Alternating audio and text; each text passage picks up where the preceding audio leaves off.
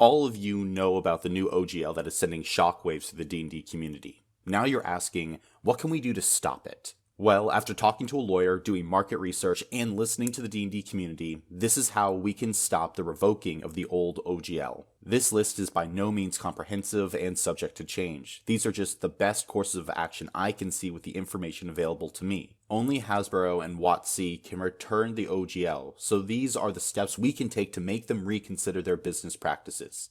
And the number one most important thing we all need to do is to stop buying D&D products. That means we're not buying D&D books for the foreseeable future. It means canceling your D&D Beyond subscription if you have it. Wizards bought D&D Beyond for a hefty $146 million.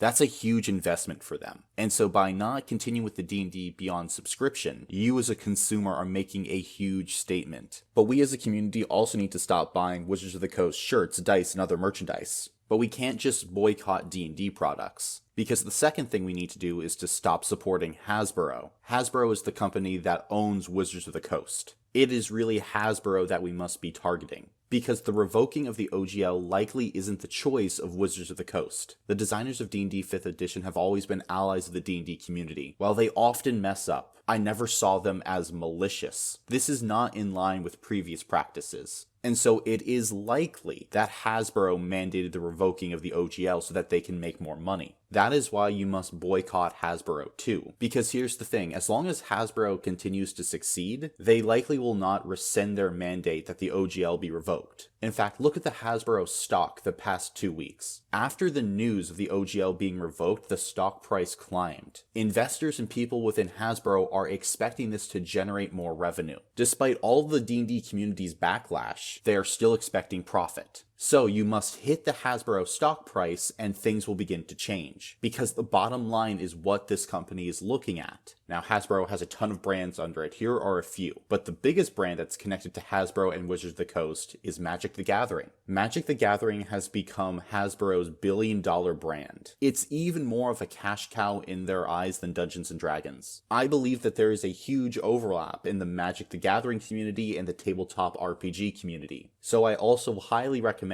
that for the foreseeable future, if you play Magic the Gathering, stop buying those cards. We need that Hasbro stock price to begin to fall. And we need Hasbro to know it's because of the OGL. But there are other players in this equation other than Hasbro and Wizards of the Coast. Because number 3, we need to support big creators as they step away from Dungeons & Dragons. Kobold Press and MCDM Productions have announced new games. Games to compete with Dungeons & Dragons. And they are open license games. It's important to support them. We need to support games with OGLs, and we need to support content creators who are playing games with OGLs. If companies like Critical Role or Dimension 20 move away from D&D, we have to watch those non-D&D series, at least if you're a fan of actual play shows. And if you need some current recommendations, try checking out LA by Night from Geek and Sundry, Critical Role's Shadow of the Crystal Palace, which is a Call of Cthulhu game, or Cinderbrush, which is from Monster Hearts, Dimension 20's Starstruck Odyssey, or NetHack from MCDM Productions. Part of the reason content creators, and I'm guilty about this myself, have stuck to D&D is because that's what gets clicks. For so long, if you tried to do something that wasn't D&D or didn't have D&D in the name, people really just didn't show up. But we need to let these creators know that we want content other than D&D, because your support impacts what content gets put forward. And if new players are seeing games other than D&D, D&D will not be the foundation of the entire hobby. But it goes even further than that. Because point 4, we need to try other game systems. And I've heard people say, well, we can just stick with 5th edition and not buy any new books. And to that I say, Hasbro still wins. They're trying to kill their other competition. And if you just keep playing D&D 5th edition, then all these third-party studios that are trying to branch out from D&D are still going to die. D&D will still be king. We as a tabletop RPG community have to dethrone D&D. Else the gamble of Hasbro will still win by maintaining their market dominance. Luckily, there are many great RPG systems that can act as fantastic substitutes. Apart from the game systems that are in production from Cobalt Press and Matt Colville, there are many underrated game systems that you should play. The Fate system is a dynamic and flexible role-playing game. It is collaborative, open, free-flowing, and perfect for roleplay heavy groups. Monster of the Week is another fantastic system, built around a supernatural or Witcher vibe. Week to week, you are playing classes that ooze storytelling flavor while fighting dynamic monsters. It's perfect for a lighthearted group.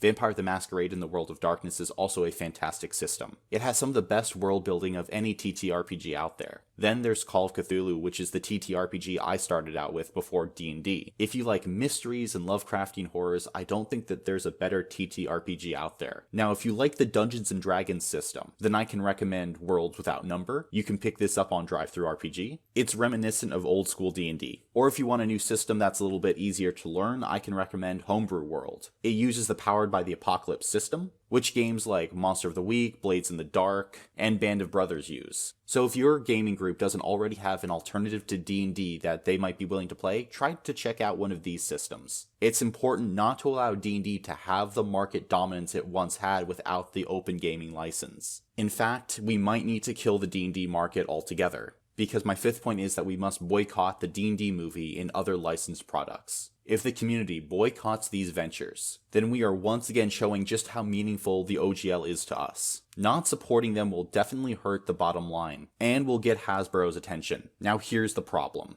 It's not fair to the actors, it's not fair to the director, and it's not fair to everyone who wants more representation for the hobby. But the message needs to be sent, as fans were left in an impossible situation and the execs at Hasbro believe will crumble. But we cannot fold, because if we do, and eventually in a year we come back to D&D, then yes, Hasbro was right for revoking the OGL. The choice is between supporting OGLs or short-term gratification, and this is a choice only you can make. I know which one I'm making though, because that's what's going to be the deciding factor. Can we as the community make the tough choices? And that goes to my sixth point. We need to prepare for the long haul. This is a battle that will probably keep going for a while. There are three options for how this will end. Either the OGL will be restored and we can come back to D&D. The OGL is not restored and the community moves on, letting Hasbro suffer. Or the OGL is not restored, and then the community comes back to D&D, showing that Hasbro really did win. Everyone in the hobby needs to take united action or nothing will be done at all. And I'm trying to do my part. I took down my recent video talking about the best D&D books of this year,